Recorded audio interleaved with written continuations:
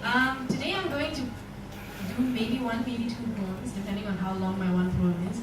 Not running before. It's a new poem, and I hope you guys like it. It's called We Named Ourselves After Dirt.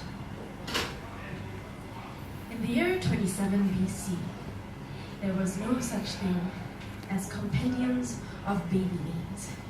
The Baby Names Almanac by Emily Larson was only published in 2011. And don't get me started on baby names websites. In 27 BC, they did not have 4G internet. So when the Romans first saw Mars, they were like, the fuck do we call that?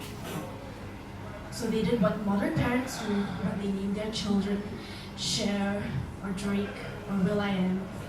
They named them after the most important people they knew. They named them after gods. They named them after mythology, legends, as though their magnificence couldn't be composited using our reality. And like modern parents who name their children Cher or Drake or will.i.am, they chose those names very carefully.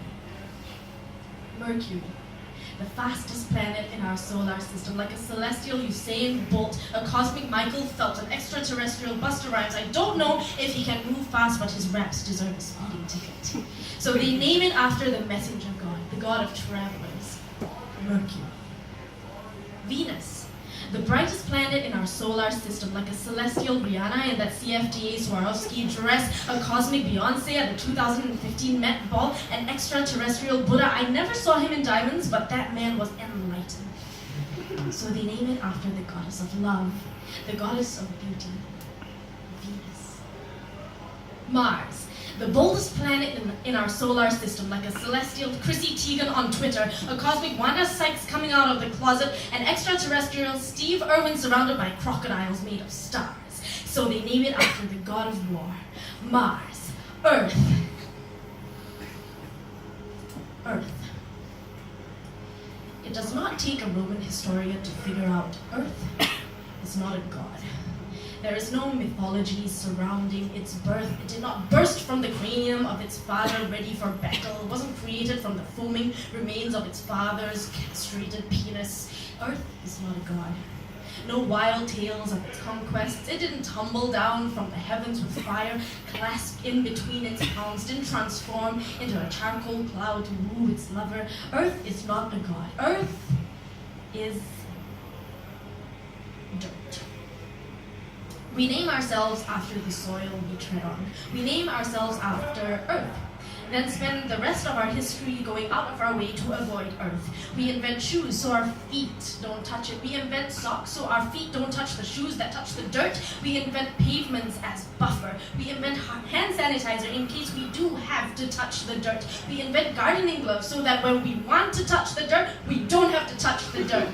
We name ourselves Earth, but we hate it. We spend so much time stargazing backs against a blanket laid out to protect our clothing from dirt, looking at the bright lights of planets we will never touch, galaxies we will never inhabit. We search for beauty by looking out. In the opposite direction of the ground that hugs our spine, cushions our falls, taught us to stand. You spend so much time stargazing, running, naming pieces of your love after people who will never get to touch it, bodies you will never inhabit. You search for beauty by looking out. Looking inwards requires shoes and hand sanitizer and thick rubber gloves. You spend so much time with your eyes in someone else's sky, you don't see the gardens blossoming between your cheeks. Don't feel the cool breeze flowing across the plains of your chest. Don't hear trees creaking as they grow and intertwine to house lovers and families in the crooks of your arms. Don't smell the cool rain pattering onto your fingerprints. You name yourself after dirt. Tell me all you are is smudged onto other people's welcome mat, stuck to the butts of dogs, jet sprayed into the drain at the end of the day. You've been telling me this since 27 BC, rolling out the same fuzzy origin story every time someone asks your name. You've been telling the wrong story. Your facts have been mixed up in the mud of the universe and you have it backwards, my beauty.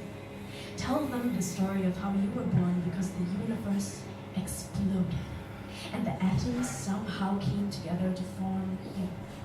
Tell them about the life you've seen unrolled like tapestry on the hair of your legs.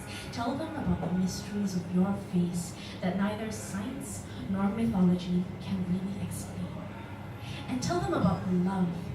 Tell them about the love that has coursed through the arteries of your ecosystem, that has grown forests and canyons and homes. You named yourself